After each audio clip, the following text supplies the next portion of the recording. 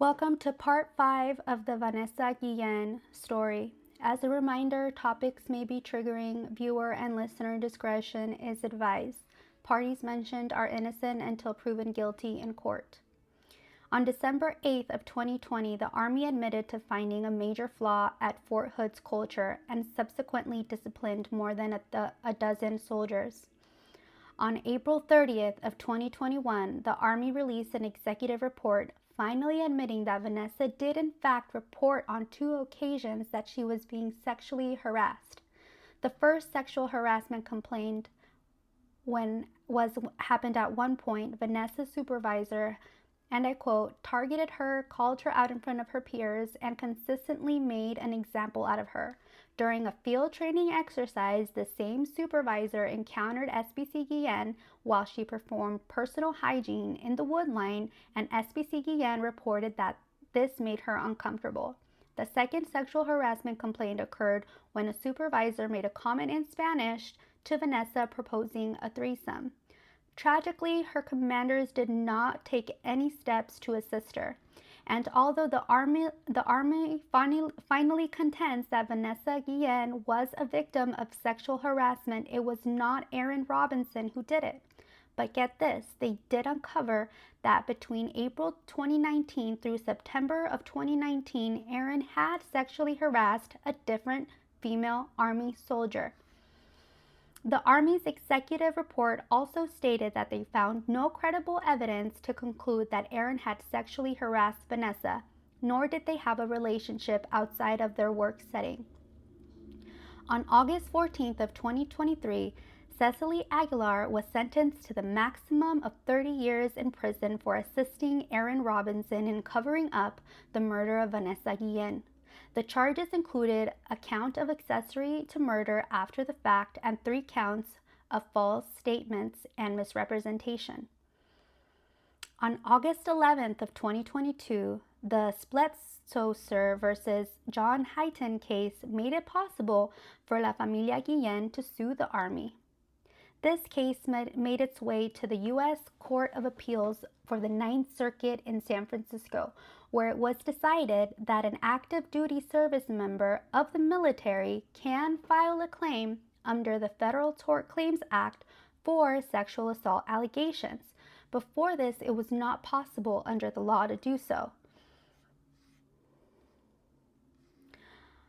On August of 2022, the Guillen family filed a $35 million lawsuit against the United States Army for the sexual assault and wrongful death of Vanessa Guillen.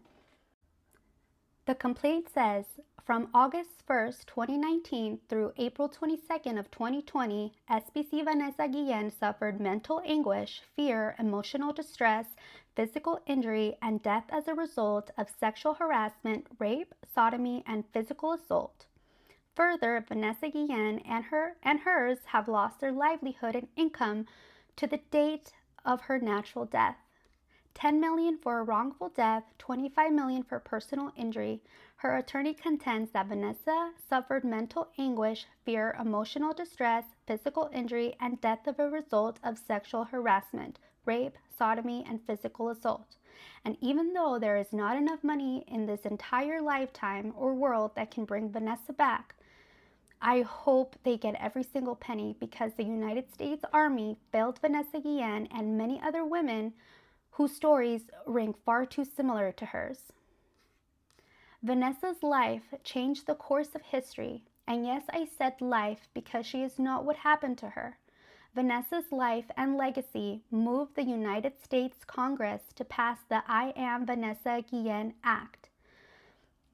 It was introduced to Capitol Hill in 2020 and passed in 2022 as part of the National Defense Authorization Act, a law that removed sexual harassment allegations and complaints out of the hands of the military and into the hands of an independent investigation, a third-party team called the Sexual Harassment Independent Investigators and Prosecutors, also known as SHIP. Basically, the Army has since hired a third-party liaison to work with victims of sexual crimes. Parts of the Vanessa Guillen Act were enacted by law in December of 2021. That included, for the first time in history, sexual harassment is now a crime under the Uniform Code of Military Justice. Further, in addition to taking the handling of sexual harassment complaints out of the hands of the military and into the hands of the independent third-party prosecutors. On December 15th of 2021, for the first time in military history, sexual harassment is now considered a crime. It is crazy to me that it was not prior to this. And the I Am Vanessa Guillen Foundation gives a voice to survivors of sexual abuse in the military. The family, along with the Guillen family, along with their pro bono attorney, were invited to speak to President Trump at the White House. In May 9th of 2023, Fort Hood changed their name to Fort Cavazos after General Richard Edward Cavazos, who was the first Latino 4-star general in the United States military. I want to talk about La Llorona of the story and how scary her actions were, even after helping Aaron dispose of Vanessa's remains. As a reminder, Cecily is a civilian and not a part of the military. And as I previously mentioned briefly, she was separated from her husband, Keon Aguilar, who was a former Fort Hood soldier. And Aaron had moved in with Cecily and her husband, Keon, in December of 2019. Shortly after they became romantically involved, Cecily moved out and Aaron followed her. They were now a couple. Cecily posted she was in a relationship on February 22nd of 2020. 9 days after Aaron and Cecily disposed of Vanessa's body like she was some kind of garbage, Cecily posted a picture of her on her Instagram with the caption, "I will not have you without the darkness that hides within you. I will not let you have me without the madness that makes me. If your demons cannot dance, neither can we." On June 2nd of 2020, her Facebook post reflected that she believed the government made COVID up and they also made Ebola up. She sold pictures of her feet for money and was looking for a sugar daddy. Her Twitter account, now called X, advertised that she was selling pictures of her feet for money and that she used Cash App. On March 11, 2020, she posted, "Looking for a real #sugar daddy who doesn't expect me to spend money on him in any way I use. #Cash App. Only DM me if interested. #sugar daddy needed. #sugar daddy wanted."